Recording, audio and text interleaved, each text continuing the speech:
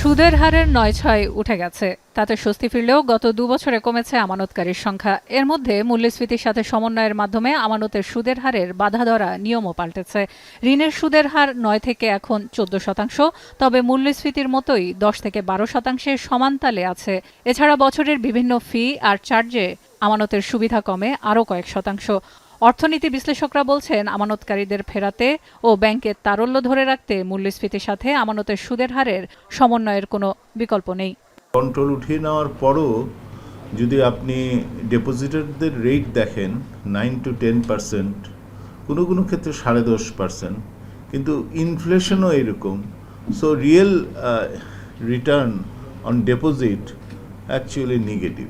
9% growth rate করতে গেলে আমি যদি আইকোর ধরে নেই 4.5, যেটা ইন্ডিয়া ধরেছে তাদের 10% গ্রোথ রেট ধরার জন্য এই বছরে, তাহলে আমাদের টোটাল ইনভেস্টমেন্ট রেট লাগে 41% মিনিমাম। আর যদি কোনো কারণে আমি 4.5 না করে আরও বেশির দিকে যেতে হয়, তাহলে তো এটা 45-এর কাছাকাছি যাবে।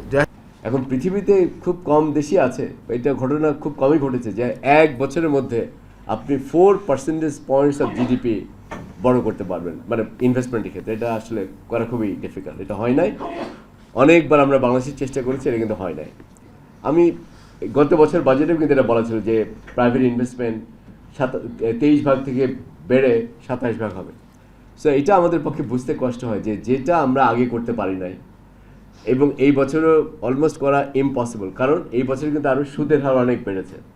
এবার উৎপাদন সহায়ক শিল্প প্রতিষ্ঠান এগিয়ে নিতে বাজেটে সরকারের খাতভিত্তিক পরিকল্পনা ছিল উল্লেখযোগ্য। অর্থ ও নীতি বিশ্লেষক সংস্থা র্যাপিডের আলোচনায় বক্তারা বলেন, আমদানি রপ্তানি বৈষম্য না মেটালে এর প্রভাব পড়বে রিজার্ভে। আমার গ্যাস বিল আসতো 2 কোটি টাকা, এখন ওটা ঘুম থেকে উঠে একদিন দেখেছে 4 কোটি টাকা হয়ে গেছে। আমি কি তো 2 কোটি যে এক্সট্রা পে করছি, এক বছরে 24 কোটি টাকা, আমি কি 24 কোটি টাকা প্রফিট করি? So this is what is happening. And 9% যখন ইন্টারেস্ট রেট ছিল, ওটার এফেক্ট দেখলেন যে historical high default rates in Bangladesh, আর এখন হচ্ছে 14%। অ্যান্ড সো সামনে 6 মাসে কী হবে, আমি এখন থেকেই we can predict what will happen. আপনি ইনফ্লেশন চাবেন, বাড়তে দিবেন না, কিন্তু গ্রোথ চাবেন, এটা হবে না, কখনো হয়নি। ইন্টারন্যাশনাল মার্কেটে এখন 1 ব্যারেল তেলের দাম 75-73 এরকম। আমরা যদি আজকে 1 ব্যারেল তেলের মার্কেট ভ্যালু ইন বাংলাদেশ আমি পাম্পে যখন হিসাব করি, ইটস আবার $165 to $163। মাঝখানে কিন্তু একটা $90 গ্যাপ আছে, কিন্তু এই $90 সবচেয়ে বড় চাঙ্কটা আসে বিভিন্ন ধরনের ট্যাক্সেশন। প্রধানমন্ত্রীর অর্থ উপদেষ্টা মশিউর রহমান আমদানি রপ্তানি খাতে বৈষম্য কমানো ও উৎপাদন খাতে ইতিবাচক হবে বলে স্বীকার করেন। তবে সংকটময় অবস্থা সামাল দিতে সরকারের ব্যয় বরাদ্দের সুস্পষ্টকরণের উপর জোর দেন। যে সকল ক্ষেত্রে উৎপাদন ব্যয়ের বিভিন্ন অংশকে সেপারেট করা যায়, সেই জায়গাতে মূসকের রিফান্ড বা মূসকটা কম হবে। জমি কেনার জন্য যে শুল্ক দিতে হয় বা অন্যান্য যে সকল শুল্ক দিতে হয়, এগুলো ওইভাবে ডিফারেন্সিয়েট করা সম্ভব নয়।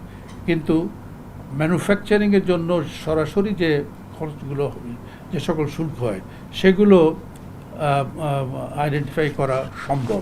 সেখানে যদি শুল্কগুলো নেট নিউট্রাল না হয়, তাহলে রপ্তানিকে সেগুলো নিরুৎসাহিত করে।